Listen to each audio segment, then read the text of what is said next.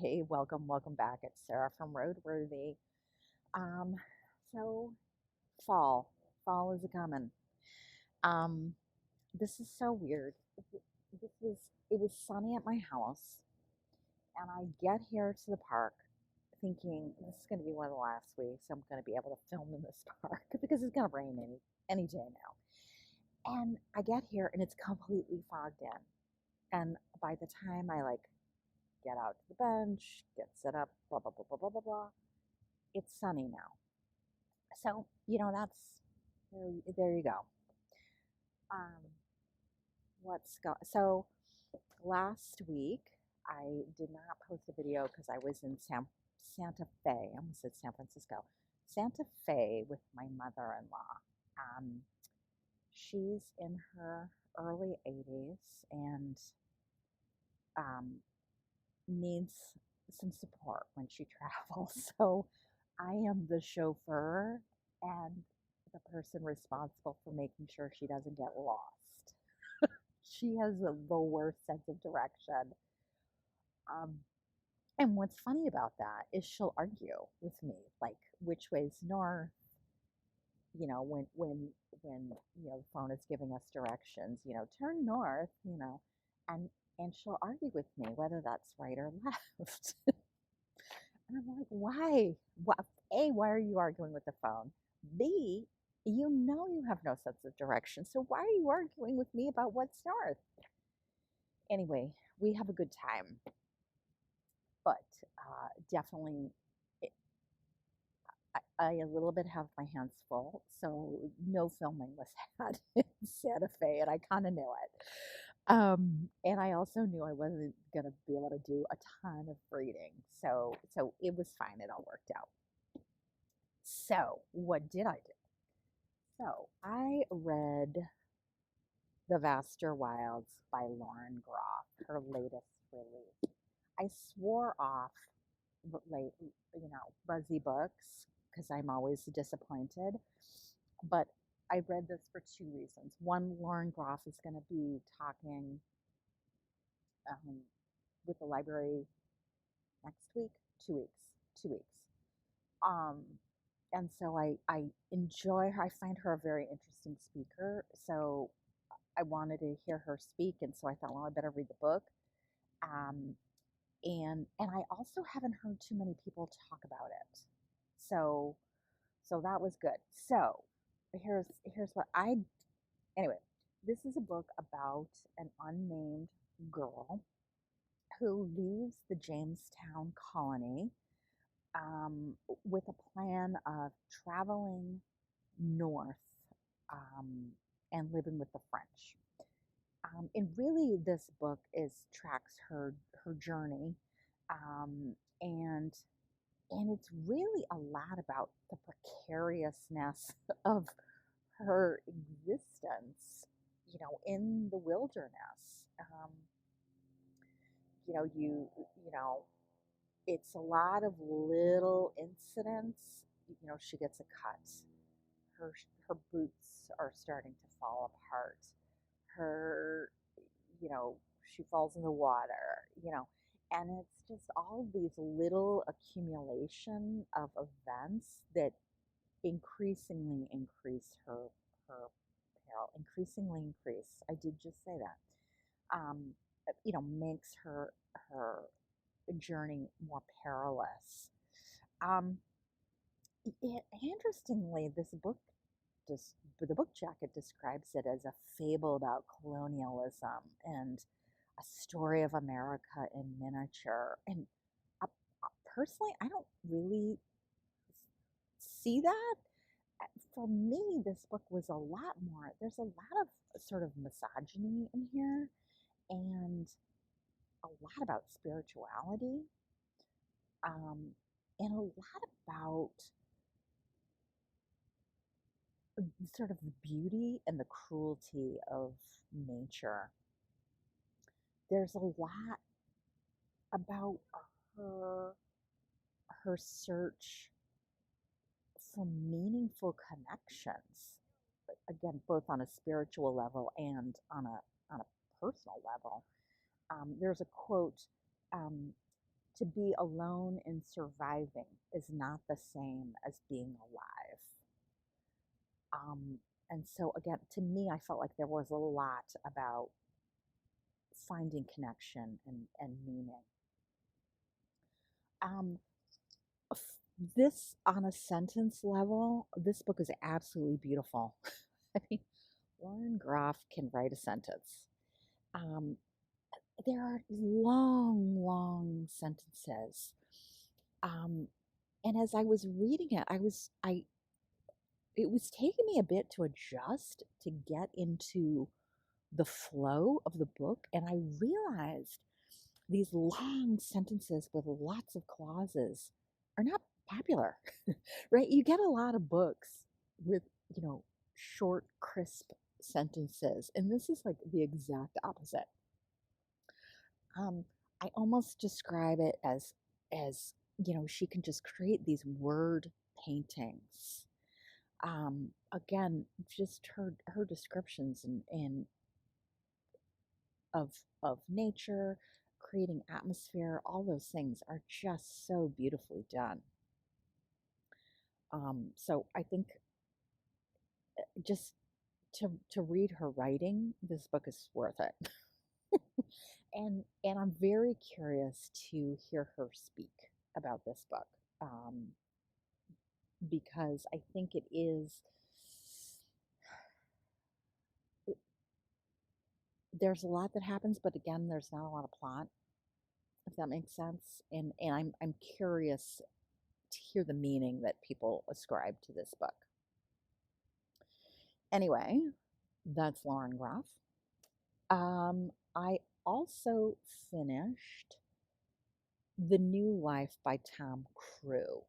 I feel like when this book came out, it was everywhere.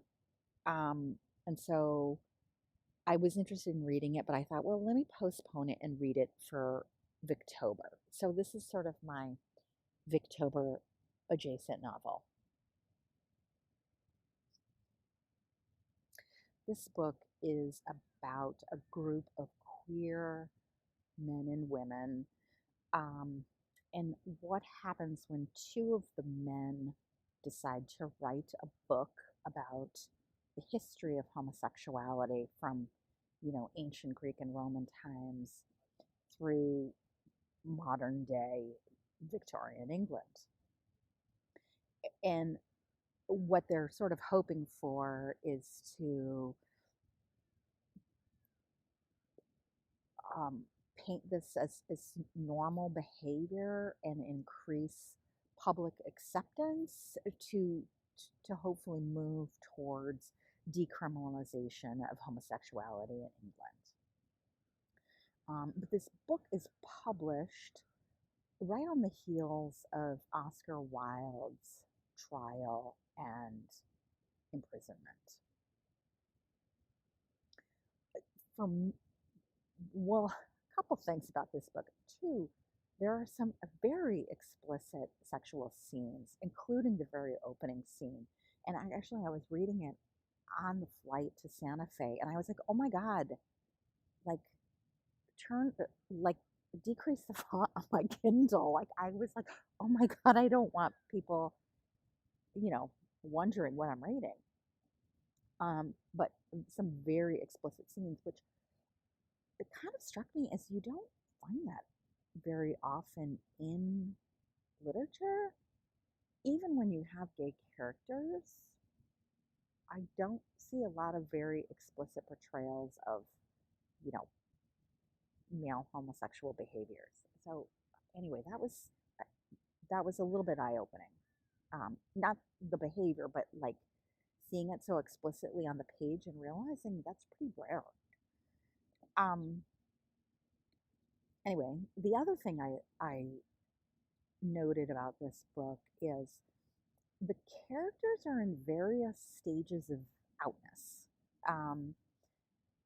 both to themselves and one another. And they're also all grappling with shame and internalized homophobia in different ways. And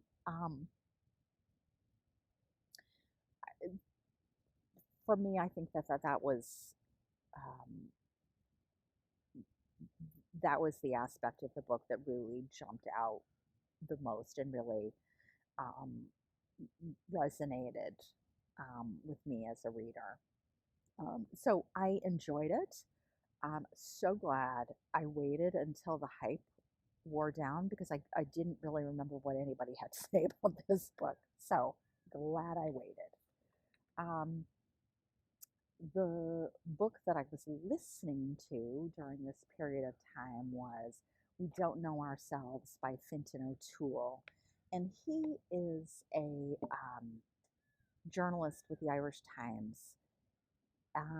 And this is, I'd call it part memoir, part history, um, through O'Toole's birth in 1958 through the present times. And it's kind of a history of modern Ireland, but definitely through the lens of his own personal experiences. Um, he is Catholic from Dublin, so it's really sort of Ireland, Dublin centric. You don't get a lot about what's happening in Belfast or Northern Ireland necessarily. It's again, it's much more focused in the South. Um, but kind of what he does is he talks about these themes of what I would call cognitive dissonance and compartmentalization. And he talks about the knowing and the not knowing. Um, that you're all completely everyone's aware of what's going on, but nobody says anything, kind of a thing. You don't openly acknowledge. There's a lot of double speaking a code.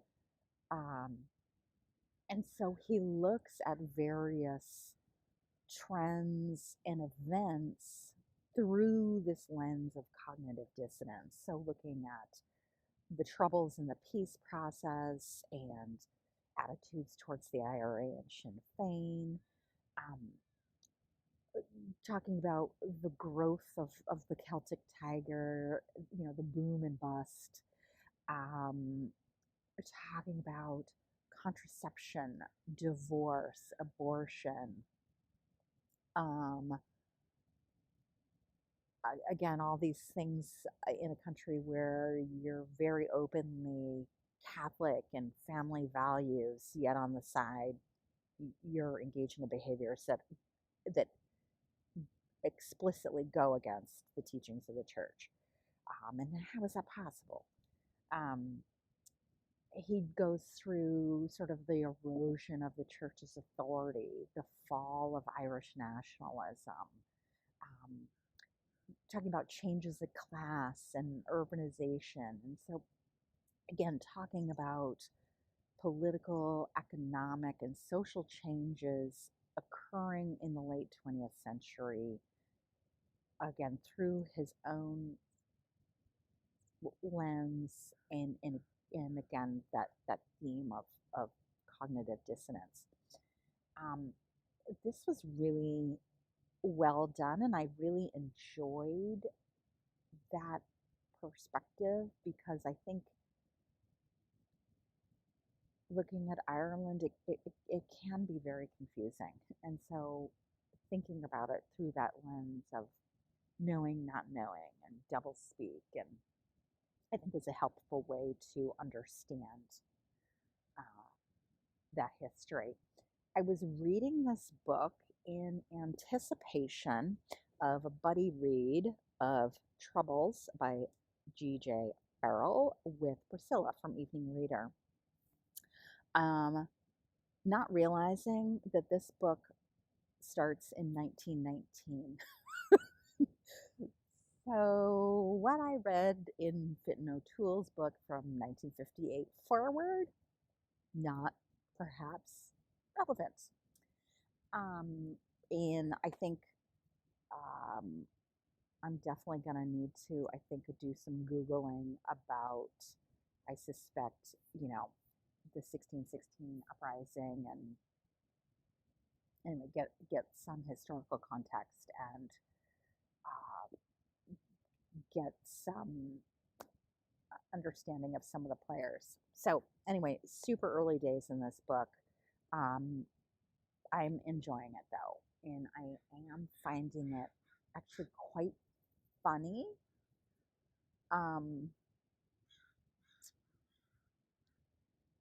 like in an offbeat John Irving Hotel, New Hampshire kind of a way. Maybe, anyway. Um, looking forward to reading this with Priscilla. So you'll hear about this um, going on over the next couple weeks. Um, I'm in a knitting mode.